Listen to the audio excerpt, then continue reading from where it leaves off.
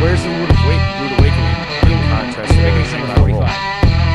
What? It's 45. Taking on a Roll is lower or high? It's higher up on the list. Okay, that's Right. and Rude was a big star of the Honky Tonk. I mean, I guess they want to play up that, Honky Tonk Man was the Intercontinental Champion for 18 months. He did it with the fake Rattle Roll, that devastating move. And Honky Tonk Man, he talks stuff with trash. Anyway,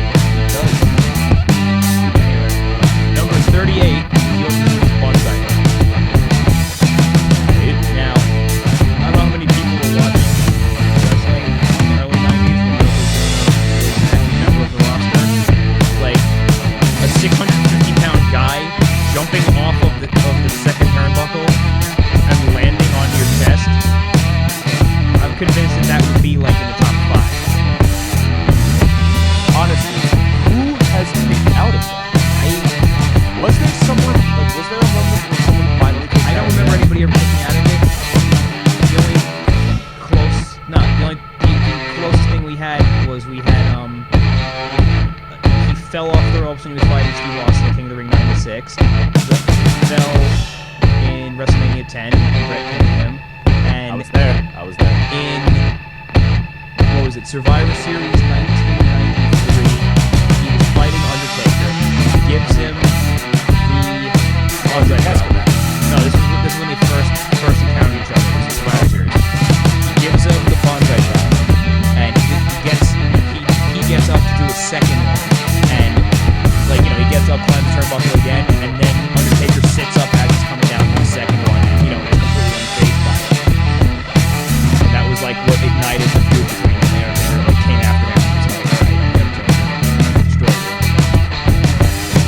So people have no-sold it or avoided it, but has no one's ever out. I don't remember anybody ever listening to it.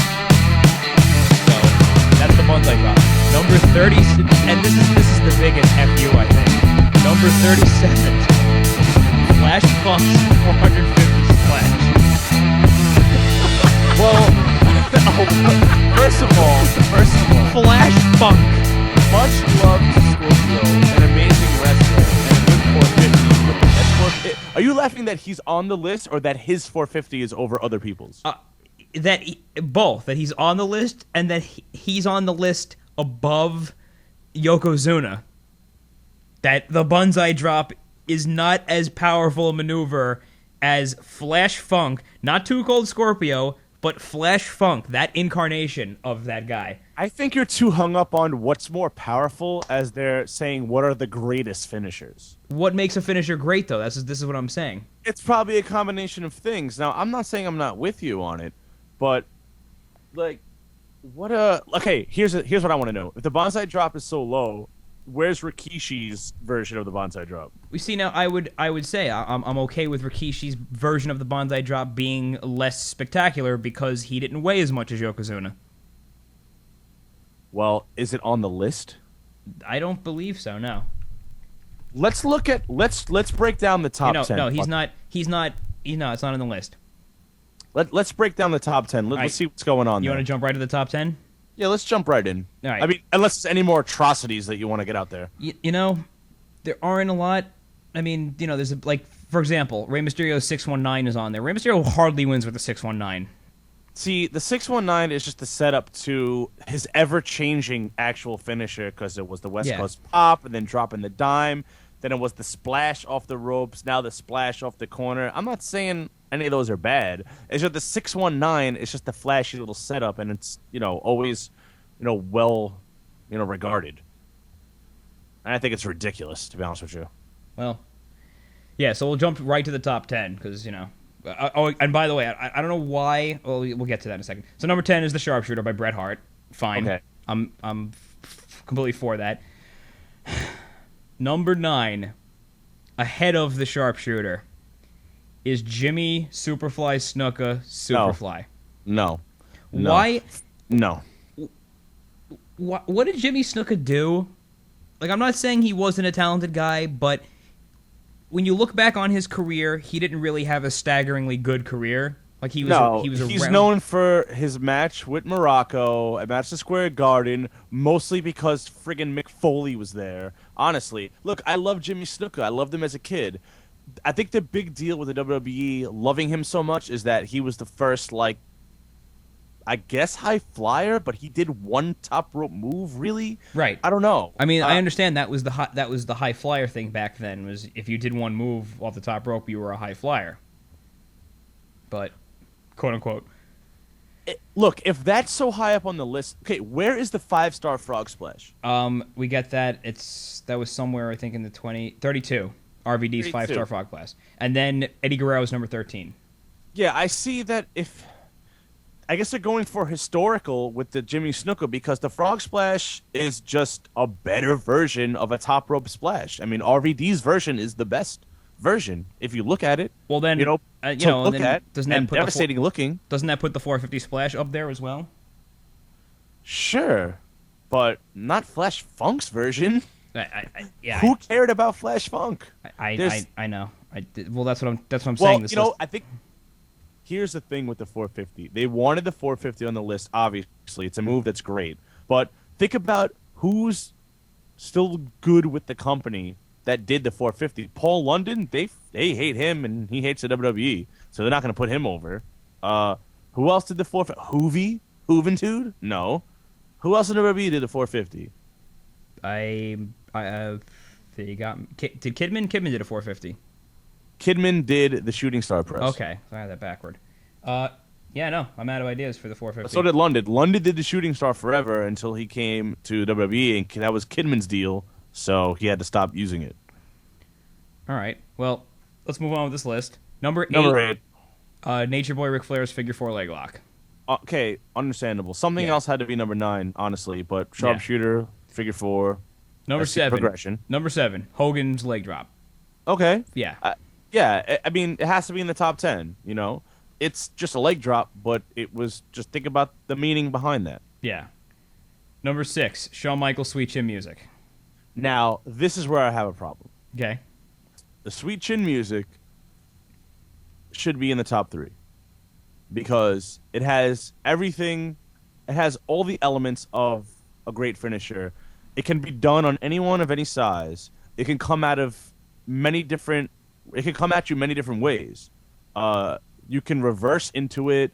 It can come out of nowhere. It looks devastating, and it looks good and flashy, and it has a setup.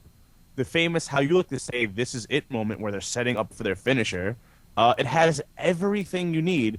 And tell me what the next one is, and I guarantee you it's better than that. You see, you might actually be wrong on that one. Well, I remember looking at this list, and I remember looking at it and saying that this one is definitely open for debate. Well, I think 5 is the DDT, right? Next is Jake the Snake Roberts DDT. That shouldn't be 5. I definitely think that if there's something you were going to put above the Sweet Chin Music, it would be a DDT. Like the original DDT. That's fine. Now, what's the next 4? All right, the next 4 is the Rock Bottom and People's Elbow. Okay. There's no way on this earth that should be above the Sweet Chin and the DDT. I agree, but from that is 6, and then from Sweet Chin DDT. From the WWE being their own greatest mark, though, having to say that The Rock, who's the greatest of all time, the most electrifying superstar, and then calling the People's Elbow the most electrifying move, you have to put it up there as high as you could possibly cram it. And unfortunately, it's number 4 because number 3 is the pedigree. Oh. Okay, right. Number 2 is a tombstone. Number 1 is a stunner, right? Right. Right. The stunner. Okay. The stunner, I'd absolutely agree with. Stunner is all those things that I mentioned with Shawn Michaels' Sweet Chin Music. Right. Stunner has that, and it's Stone Cold. I have no problem with that. Tombstone to me is the most devastating in my opinion, so that's easily number 2. I mean, it killed Steve Austin. Yes, it did. Yeah. But then number 3 should be the DDT. Number 4 should be the Sweet Chin. Number 5 should be the Rock Bottom People's Elbow. And number 6 should be the pedigree. That's how they should change the whole deal around. I put the leg drop above the pedigree. I can go either way on that, but I do like the pedigree. And I would probably put move. Ric Flair's figure 4 above the pedigree. You just hate Triple H.